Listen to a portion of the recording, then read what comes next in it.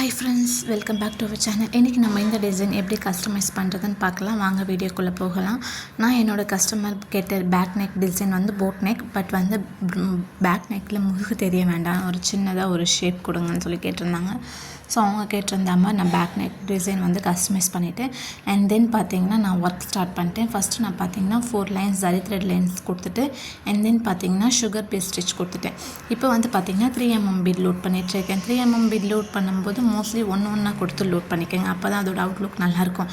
தென் மறுபடியும் நான் வந்து பார்த்திங்கன்னா சுகர் பீட் லோட் பண்ணிகிட்ருக்கேன். இது வந்து பார்த்தோம்னா 2 லோட் பண்ணி சுகர் பீட் ஸ்டிச்சை பண்ணிக்கோங்க.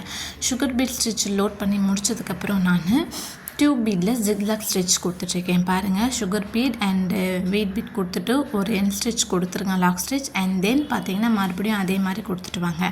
ஸோ நான் ஃபுல்லாமே இந்த ஜிக்ஸாக் ஸ்டிச்சும் கம்ப்ளீட் பண்ணிவிட்டேன்.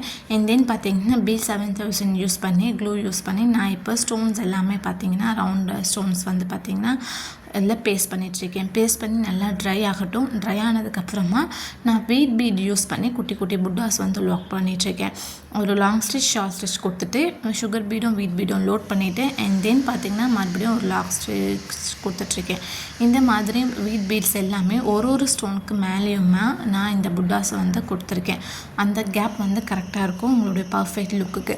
இந்த மாதிரி கரெக்டாக கஸ்டமைஸ் பண்ணிக்கோங்க. இதோட பேக் நுக் ஆல்மோஸ்ட் முடிஞ்சிருச்சு. இப்போ புட்டாஸ் மட்டும்தான் போடணும்.